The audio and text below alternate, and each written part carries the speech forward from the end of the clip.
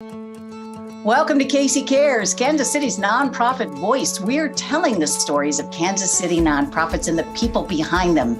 Casey Cares is the intersection of the profit and nonprofit communities, making Kansas City a better place to live, work, and play. This Casey Cares segment is brought to you by the Ewing Marion Kauffman Foundation, www.kauffman.org.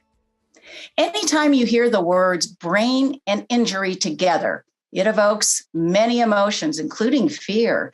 Those who suffer with a traumatic brain injury, as well as their loved ones, are thrown into a new world trying to find solutions and support for their new status. A traumatic brain injury is defined as an insult to the brain caused by an external physical force. Every year, 2.5 million Americans sustain a traumatic brain injury.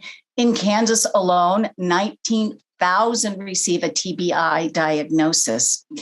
Causes include car crashes, falls, sports-related injuries, proximity to an explosion of some kind, as well as domestic and child abuse. So where can folks turn to help navigate this new world of TBI?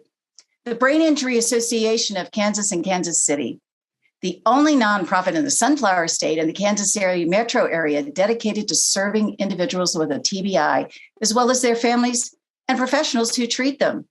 We welcome Brain Injury Association Executive Director Robin Abramowitz and Karen Van Asdale, a longtime volunteer and one of the founders of the organization's largest event, now called Going the Distance for Brain Injury Run. And that takes place on Memorial Day. I want to welcome both of you and appreciate your time to share everything there is to know about the Brain Injury Association. Robin, I want to hit it first to you. Tell us about the organization today. What's your focus? What do you do? Well, hi, Ruth. Thank you for having us. It's great to be here. We're so excited. This year, there are lots of things happening.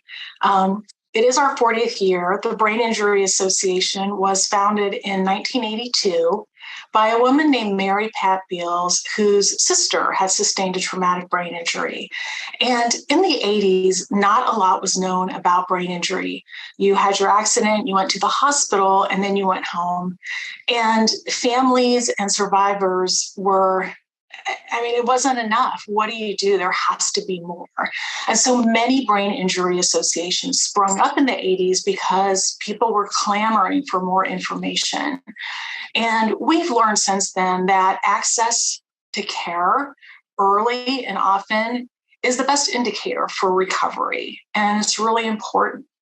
And so our organization was formed with a combination of volunteers comprising survivors, family members, and professionals. And we follow that same type of format today. We have a lot of people involved in the organization that includes all of those people. And we're so lucky to have great relationships with many of the healthcare providers that work in brain injury and that help people with brain injuries.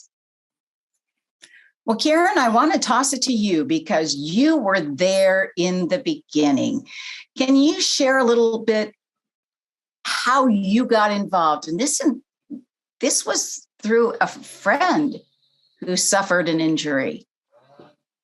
Yes. So my friend Amy Thompson suffered a brain injury due to a gunshot wound and survived the first year and a half. She was an avid runner, and her good friend Molly Scanlon came up with the brilliant idea of, let's let her know that we're here for her. She was the most incredible, bravest person who inspired all of us to keep going, even though she, had so many challenges and communication movement. So Molly, on one hand, ignorance is bliss. She got so many people loved Amy, wanted to do anything we could to honor her, to help her through this, and to let her know we were with her. And at the time, Bill Brady had been shot and survived a brain injury. At the time, it was called head injury. And Molly just gathered the troops. And on one hand, we didn't know what we were doing. Ignorance is bliss. But on the other hand, we knew what we didn't know. And we knew that we need to hire, to make this a sanctioned run, that we needed the everyone involved to do that. So we brought in people who knew what they were doing. She had a great friend, Lisa Wilkerson, who was an artist. We brought in, I was at the time involved in marketing. I was working at the Kansas City Star as an editor. We brought in Kevin Connor, who is great, incredible.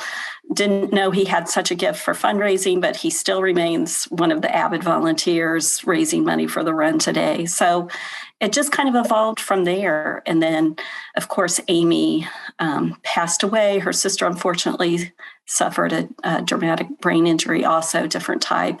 And we just kept going. And we saw the impact that was making and others who joined, because maybe their story wasn't exactly the same, but their experiences and the empathy and the challenges were. Well, Karen, I'd like to spend just a minute. So many nonprofits are created out of a passion, out of a caring, as this all kind of started with that path. You've been in nonprofit for a while and you understand. How was it that this has been able to succeed? Was it something in the sauce in the very beginning that helped sustain it? It was the passion of Mary Pat Beals. It was the passion of Molly. It was the passion of others that were involved in the board, and a completely grassroots organization. I think Robin is exactly right. People did not know what this was. The medical community wasn't sure how to handle it or how to deal as we've evolved. And then prevention. We were laughed at. Put your helmet on. People thought, what are you telling us? It was way before sports injury was even on the radar screen.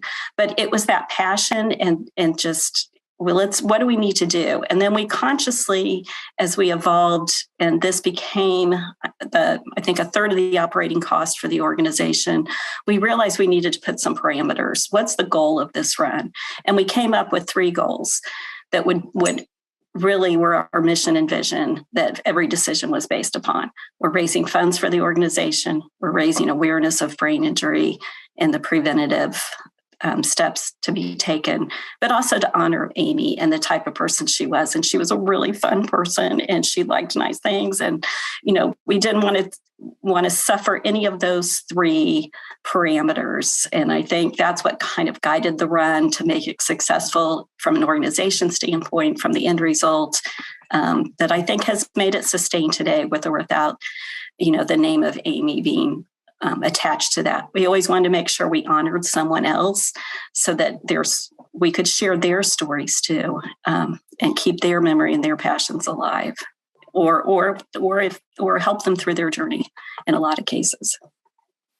So Robin, bring us to today. You've been with the organization now for a while at the helm. Talk a little bit about how that passion has carried through. You're going to have a big anniversary this year. It's 40 years of the organization. Give us that thread, the focus today. Yeah, so we really focus on 4 main areas: information and referral, education and awareness, advocacy, and prevention. And so kind of really back to our roots. And with information referral, we get hundreds of calls every year. All of our resources are free of charge. And that includes a book that was actually written in the 80s. One of the authors lives here in Kansas City. And she works in Kansas City, lives in this area. But it's nicknamed The Red Book. And again, in the 80s, we didn't have the internet, right? So the book was written so that people could get information in their hands that was pertinent and relevant and helpful to guide this new world. You don't know what you don't know. And most people, if you don't have a brain injury, you don't know that the organization exists, and then you don't know what resources to look for. And so the Red Book is still used today, like worldwide. I mean, it's beloved. And so that resource we have, and it's free of charge, as well as many other resources. We have an 800 number that people can be connected to resources. We, with education and awareness, we have conferences. We have conferences for people working in the field who are providing that direct care to survivors. And then we also have seminars for people living with brain injuries and their families. And those are really targeted to the types of calls that we receive and the information that people are looking for. And we try and bring in speakers to help with those daily living challenges. And we have a peer mentoring group, which is really kind of taken off in the last couple of years, where we will connect people to families that are currently in the hospital. They just want to talk to others and find out what their experiences are. And that's been really great. With advocacy, grassroots, really important, really important. And we've had some interesting successes the last couple of years.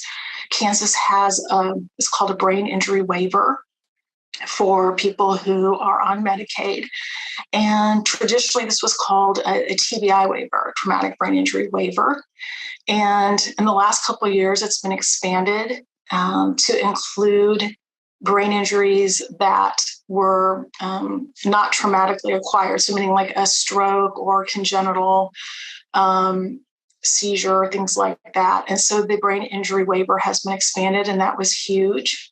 And really just to focus on making sure that people can live independently at home and get the services that they need at home and getting out of institutions. So that's been really big, kind of really focusing on person-centered planning and what does the person want and need to thrive. And then with prevention, like Karen said, with helmets, that's still a part of what we do today. We write grants, and then we purchase bicycle helmets, and we go to school assemblies and health fairs and partner with organizations like Bike Walk KC to be able to fit kids individually with helmets and talk to them about the importance of wearing a helmet and why it's important to protect your brain. I don't think people realize, how many accidents there are on a bike where someone can really, really suffer greatly a head injury. We could go down that whole wheel, but I just wanted, excuse the pun, I just wanted to, raise that bar, because I remember my kids thinking, oh, this is so dorky. And it was like, you know what? You have a brain. Yeah. You want to protect that brain. You only get one of them. Before we move on and talk more, can you give us the website? And is that where folks can get the Red Book and the 1-800 number, if you'd like to share that as well? Yes. So our website is www.biaks.org.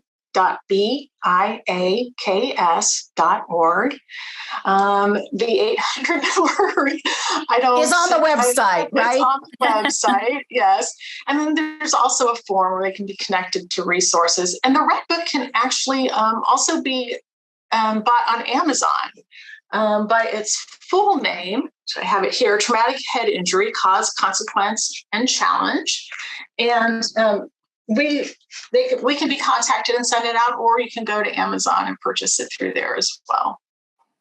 Robin, one thing that I think is interesting, having watched some of the programs that you have offered, I remember there was the movie Concussion, and you had a panel about that. There's great variance with folks who suffer a TBI. So how do you kind of like meet all needs? That's, Ruth, I mean, you hit it on the head. There's a saying, if you've seen one brain injury, you've seen one brain injury. Every brain injury is different, and it affects people differently. And so it really varies on what a person needs. There's a whole spectrum, a continuum of care is what we call it. So we might talk to someone who's in the hospital, right? And so what that person needs is very different than what someone needs 5 years down the road or 10 years down the road. And, we really just have to tailor it to the person and the family and what they're going through. So, it could be a recommendation to a rehabilitation facility. It could be a connection to a support group. It just really varies per person, and there's always a need. And, it's still not enough. Right? I mean, there's still not enough therapists, and there's still not enough funding. And so you do the best that you can with the resources that you have. We're talking with Karen Van Asdale and Robin Abramowitz, Brain Injury Association of Kansas and Kansas City. They're doing exciting things. Karen, I wanted to toss it back to you for a minute. When you all started this run, and it was out of a passion for your friend who had suffered this injury, as you said, not as much was known back then, or at least maybe not publicly known. From your vantage point now, it's 35 years later. This is the 35th anniversary of the run. What has surprised you most, or maybe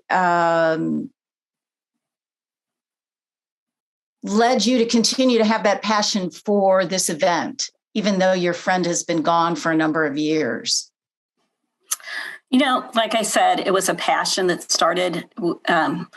Amy was single at the time. Her friends were in their 20s, but we had people that just came that just, it spoke. People could answer your sentences. They understood what you were going through, even if their own personal experiences. And it was that shared bond and that shared commitment that came together, and that spark and that energy that Amy laying there just brought to us, and then the impact that it made. And, I have on my refrigerator, I have 3 kids, the quote from John F. Kennedy, everyone can make a difference and everyone can try. And the other one is miracles can happen every day. And it's amazing to me, the spark that Molly and Mary Pat and our friend brought, and the impact that it's made, not only in helping others heal and in honoring their friends or family who are still alive or are no longer here, and then the impact that it's made. And I think that holds true for a lot of organizations. It wasn't, we were trying to put things on our resume. We were just, pitching in and working together. And it's still that way today. And there's new issues, there's new problems. And when you say things weren't known, they really weren't. The medical community was working with us just as much today as they were then, to say, how can we really do more? And whether that's at an advocacy level, if it's at a prevention level, it's a unique funding level, where can we meet people where we need to be? But that spark and that continuum of energy is still there with the run today. And that's amazing to me. And many of us went on to serve on the board or to become more involved in other nonprofits, just because you see the difference. It's true. It makes a difference.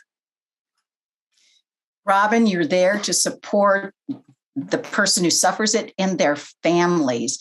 I was so interested to hear about the peer support. Can you talk a little bit about that?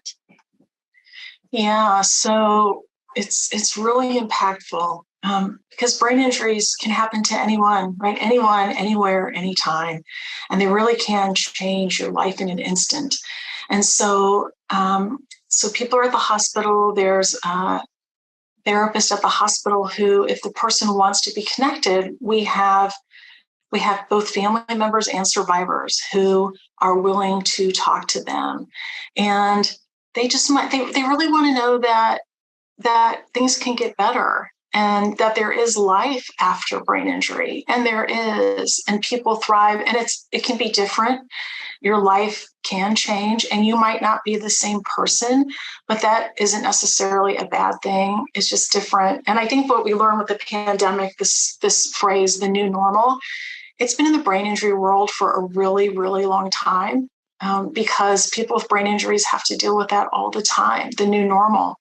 And so we connect them, and it's really helpful for them to be able to also talk to someone who understands, because sometimes it's really hard to articulate, if you're the person with the brain injury, how you're feeling or why you look okay, but you don't feel the same. And so having someone else there who understands that and can also help explain it to your family it's really impactful and really important. And I imagine kind of hard to keep up with all the changes that are going on constantly now. I mean, brain injury has really become vogue, especially, I think, in part by the NFL and calling attention to all of that. We won't go down that. That's a whole other conversation. But I think it's elevated the attention to traumatic brain injury. All right, let's talk Run Walk. Karen, you were part of it. You even have a little memento from the second one. There you go. Robin, the Run Walk is coming up. It's always held Memorial Day. How do you pull this all together? And can you share a little bit about the importance of it as a fundraiser for the organization? Yeah, it is our biggest source of revenue as a fundraiser. And it's a lot of work. It's a lot of, depending on dedicated staff and volunteers. We have a lot of volunteers. We have over 200 volunteers that help make the day happen. So it's really a huge effort. And it's really, I think, the only run now that starts and ends in Loose Park. So we're really so fortunate. It's a great place to have it. It's such a beautiful neighborhood. And we have different levels. We have a 10K and then a 5K and then a 1.5 mile walk and then a kids event. And so there's something for everyone, fun for the whole family. And we have an honoree. So we have two honorees. We have for the walk, the 1.5 mile walk, like Amy, who was the original honoree. We try and find someone every year who embodies that spirit that Amy had, and that also is brave enough to share both the successes and the challenges of living with brain injury. And this year we have a wonderful young man. His name is Tyler Moss, and he was shot in the line of duty. He was a police officer. And so we're really humbled that he's willing to share his story. And then we have an honorary walk chair, and that is past or ex-Chiefs wide receiver Mark Ulrichter. And we've been really fortunate to have this really nice relationship with past Chiefs players that have included Sean Barber and Will Shields and Mitch Morse, who bring attention, who bring a wider awareness that concussions are brain injuries. Some people haven't put the thing together that, a concussion is a brain injury. So it's just a really great day, and it helps bring awareness, like Karen said, it helps bring awareness about brain injury and that there are different types of brain injuries and that it really affects everyone. How can people get involved with this year's event? What's the best way to say, I want to volunteer, or I'll walk, or I'll run? So there is a website, BIARun.org, where you can go on and register. You can also use that website to volunteer.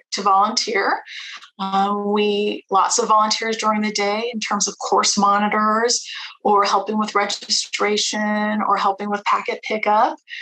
Registration is online as well, or people can send in checks, or they can register day of. The race starts at 8 a.m. and registration will open up at like 6:30 a.m. So people can come register day of too.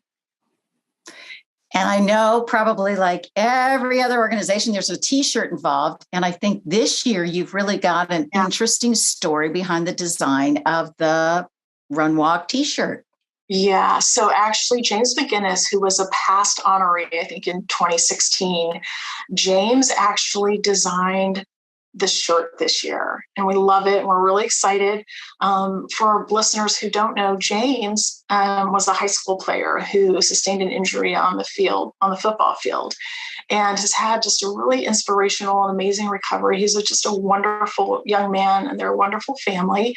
He it was in 2017, we had a 30th anniversary party for the run. And there was an artist there who was doing like a live painting of the party. And he and James hit it off, and James discovered his love for art, or his talent for art, because of that event. So it's really just a really cool symbiotic relationship. And so James was actually in the Parade of Hearts this year. And so we're really excited. The T-shirt's really cool and colorful, and we're humbled and we're honored that he's doing it. So we're excited. Karen, your perspective from the very beginning to today.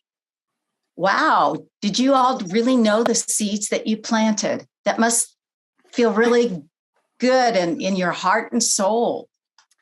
Yeah, like I said, at the time we just wanted to cheer a friend on, and we just kind of went as we, figured out things we needed to do and brought people along. And it takes everyone.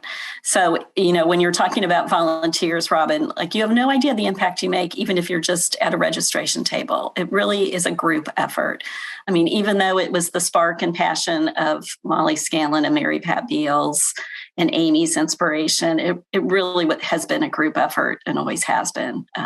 And I think that's what keeps these families going too. It does. It takes a lot. We're all trying to help. We're all trying to figure out. So yeah, it is pretty amazing and pretty exciting. And so happy that it's staying around Luce Park. When the first few years we were at Park Place Hotel that was in the industrial area because that's where we could do it. But Amy had grown up and her family still remains in the area, and we were able to walk by her house where her family always had the flag that said, "Don't give up the ship." So just kind of gave you chills to see that love and that inspiration. And as Robin shared, just that bravery and humbleness at the same time too. So. Robin, I wanted to give you a moment too to touch on a project that you are involved with the state level, a survey. Can you talk a little bit about that? Yeah, we're really excited. The state, specifically KDAS, the Kansas Department for Aging and Disability Services, is the recipient of a TBI state partnership grant that is administered federally through the Administration for Community Living, or ACL.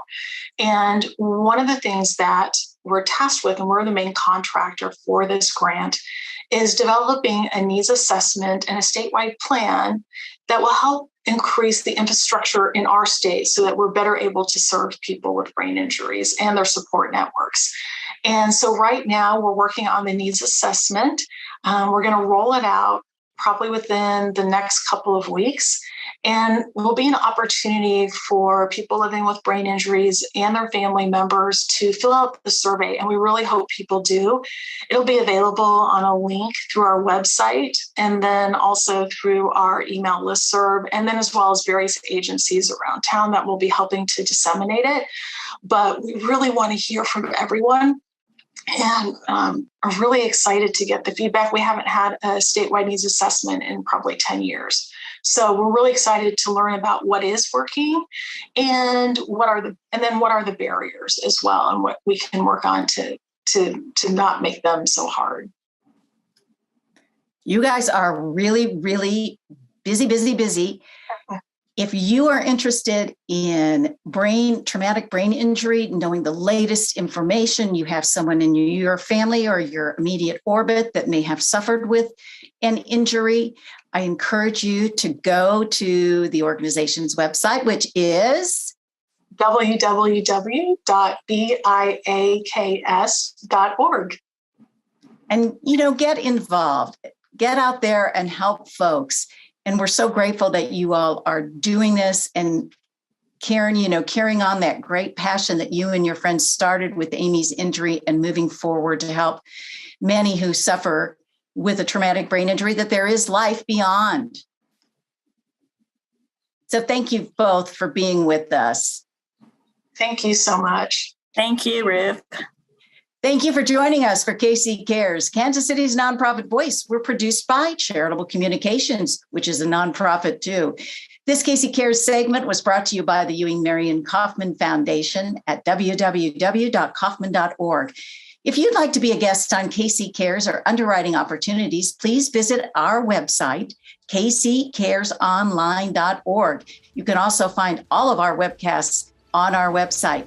And spread the love. You can find us on Facebook and Twitter at KC Cares Radio, and on Instagram at KC Cares Online. Catch us Saturday mornings at 8 a.m. on ESPN 1510 AM and 94.5 FM. Thank you for joining us for KC Cares.